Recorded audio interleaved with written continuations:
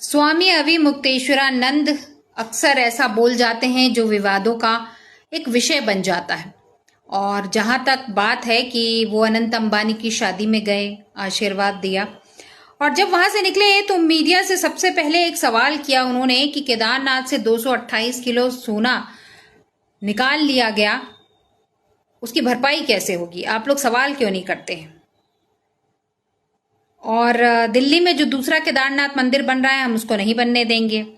ये वही अविमुक्तेश्वरानंद जी हैं जो कि बनारस में मोदी के अगेंस्ट में अपना एक कैंडिडेट उतारते हैं जो निर्दलीय होता है, और जब उसके बात करें कि उसके क्वालिफिकेशन में कुछ कमी आती है और उसको चुनाव लड़ने नहीं मिलता है, तो ये धरना पर बैठ जाते हैं।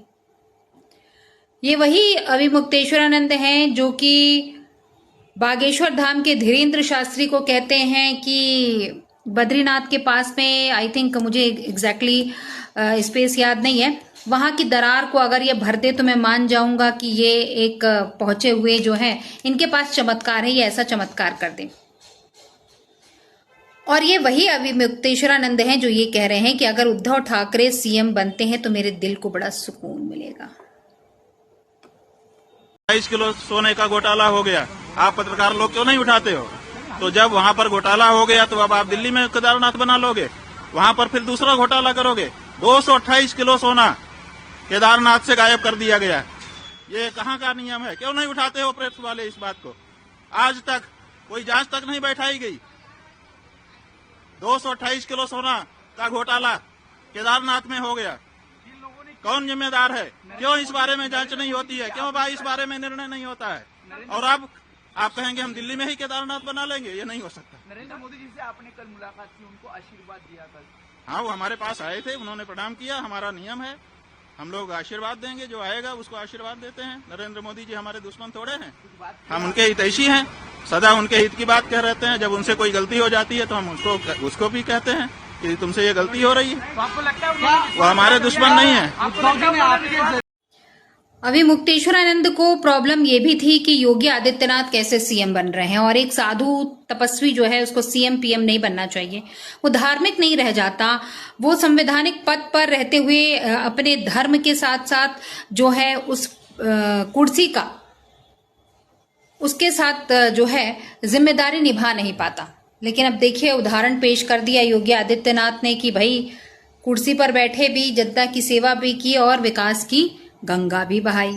यहाँ ये गलत साबित हो गए।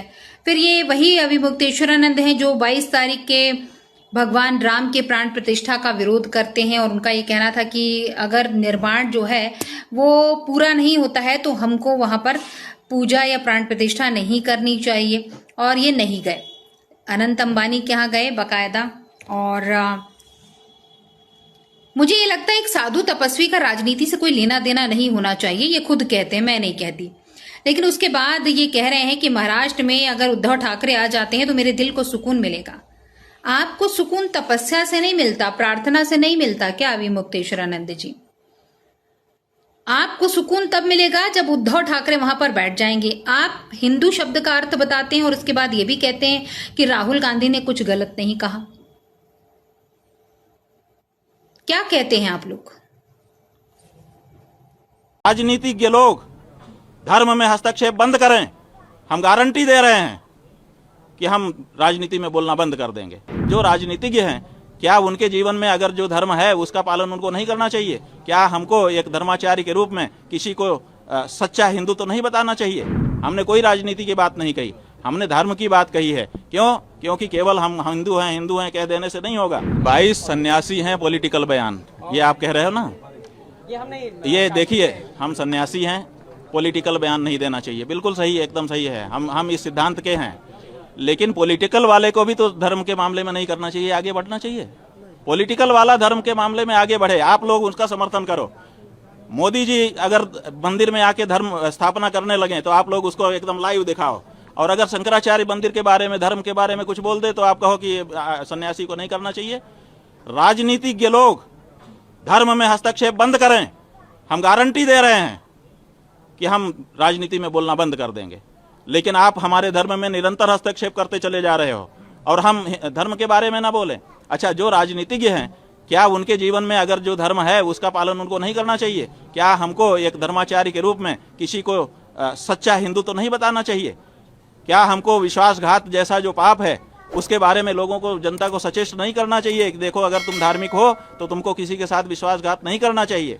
ये बात बचपन से हमें ये सिखाया गया है कि जो साधु संत और सन्यासी होते हैं वो सन्यास अगर ले लेते हैं तो उनको सांसारिक मोह माया से कोई लेना देना नहीं होता है। तो उनको ना राजनीति से मतलब है, ना किसी पार्टी से मतलब होता है, ना ही वो किसी पार्टी को समर्थन देते हैं। एक चीज। दूसरी ये बात भी कही गई है कि आपकी तरफ से देखा गया है कि 2019 में आपने अपना कैंडिडेट खड़ा करने की कोशिश की थी नरेंद्र मोदी के अगेंस्ट में। उनकी विचारधाराओं से आप जो है वो सहमत नहीं होते हैं, अक्सर ये देखा जाता है। और उसके बाद आपका आज ये कहना कि उद्धव ठाकरे के साथ जो है वो क्या हुआ है, धोखा हुआ है। धोखा करने वाले जो होते हैं वो हिंदू नहीं होते हैं। तो मतलब ये है कि वर्तमान जो महाराष्ट्र के सीएम है वो हिंदू नहीं है, क्योंकि दगा तो उन्होंने ही दिया था। ठीक है, और राजनीति में दगाबाजी तो चलती रहती है, मतलब पलटी मार इसलिए कहा जाता है। अब आप ये भी देखिए, एनडी गठबंधन में बहुत सारे ऐसे लोग हैं जिनकी मानसिकता राहुल गांधी से नहीं मिलती है, जिनकी मानसिकता अरविंद केजरीवाल से नहीं मिलती है, लेकिन आज एक ही जो है मंच पर खड़े हो जाते हैं, जो एक दूसरे का विरोध भी करते हैं और भर भर के गालियां देते हैं, फिर भी एक मंच पर हैं। और आपका ये कहना कि उद्धव ठाकरे अगर सीएम बन जाएंगे तो मेरे दिल को सुकून मिलेगा, इसको आप क्या करेंगे? सांसारिक मोहमाया नहीं हुई है, क्या कहेंगे आप? कमेंट जरूर कीजिएगा। उद्धव ठाकरे जी हैं, इनके साथ विश्वासघात हुआ है और इसी बात की पीड़ा बहुत सारे लोगों के मन में है। तो आज हम यहाँ पर उनके अनुरोध पर आए, उन्होंने स्वागत किया। हमने उनसे ये कहा है कि हम सबके मन में इस बात की पीड़ा है कि आपके साथ विश्वासघात हुआ। जब तक पुनः महाराष्ट्र के मुख्यमंत्री की कुर्सी पर आप विराजमान नहीं हो जाते, तब तक हम लोगों के मन का ये जो दर्द है, ये पीड़ा है, ये दूर नहीं हो सकती है। तो उन्होंने कहा है कि जैसा आप लोगों का आशीर्वाद होगा हम करेंगे। महाराज जी, लेकिन हिंदुत्व की बात कर रहे हैं कि जो विश्वासघात की बात कर रहे हैं, ठाकरे से निकला, वो कहते हैं कि हिंदुत्व हमारा हिंदुत्व है। बीजेपी कहती है कि हमारे साथ विश्वासघात हुआ है। देखिए, किसका हिंदुत्व असली है तो ये जानना पड़ेगा कि जो विश्वासघात करे वो हिंदू नहीं हो सकता है। जो विश्वासघात सह ले वो तो हिंदू होगा, क्योंकि उसके साथ विश्वासघात हुआ है। तो हमारे सनातन धर्म में शंकराचार्य जो हैं अति पूजनीय होते हैं, आदरणीय होते हैं। लोग उनकी बातों का अनुसरण करते हैं और लोग उनको अपना आदर्श मानते हैं, ये तो पता है ना आपको। लेकिन अगर कुछ लोग ऐसे पद पर बैठकर लोगों को चैलेंज करें, लोगों से ये कहें कि मेरा दिल इसको यहाँ पद पर पाकर खुश हो जाएगा, इससे दुखी है, तो थोड़ा सा सोचने के लिए हम सभी मजबूर हो जाते हैं। एक तरफ आप राहुल गांधी का सपोर्ट करते हैं, दूसरी तरफ आप नरेंद्र मोदी की बातों से बिल्कुल भी सहमत नहीं होते हैं, तीसरी तरफ आपको योगी आदित्यनाथ की मेंटालिटी भी अच्छी नहीं लगती है, चौथी तरफ आप किसको सपोर्ट कर रहे हैं आज अगर महाराष्ट्र की धरती पर खड़े होकर? उद्धव ठाकरे को। और उद्धव ठाकरे कौन है? उद्धव ठाकरे वो शख्स हैं जो ये कहते हैं कि औरंगजेब मेरा भाई। तो मुझे ये बताइए अभी मुक्तेश्वरानंद जी, औरंगजेब कौन था? वो मुगल था ना, जो देश में लूटपाट करने आया था, खून खराबा करने आया था, और आपके यही उद्धव ठाकरे कहते औरंगजेब मेरा भाई। तो आप ऐसे शख्स को चाहते हैं कि वो पुनः सीएम बन जाए, तब आपके दिल को सुकून मिलेगा। आप क्या कहते हैं? मेरा आपसे कोई पर्सनल गुरेज नहीं है, लेकिन आपकी मेंटालिटी सोचकर मुझे बड़ा दुख होता है। हमसे बड़ा नरेंद्र मोदी का कोई हितैषी नहीं है। क्यों? क्योंकि आप लोग उनको प्रधानमंत्री के रूप में देखते हो, नेता के रूप में देखते हो। हम ये देखते हैं कि कल को इसका भी प्राण छूटेगा, कल इसका भी शरीर छूटेगा, और जब ये यमराज के दरबार में खड़ा होगा तो ये क्या कहेगा? क्योंकि इतने पाप इसके हाथ से करवा लिए जा रहे हैं, इतनी मूर्तियां तोड़वा ली जा रही हैं, इतनी गायों की हत्या करवा ली जा रही है, ये सब करवाए जो अशास्त्रीय कार्य किए जा रहे हैं, धर्म विरुद्ध कार्य इसके हाथ से करवा लिए जा रहे हैं, उसका ये क्या जवाब देगा यमराज के दरबार में?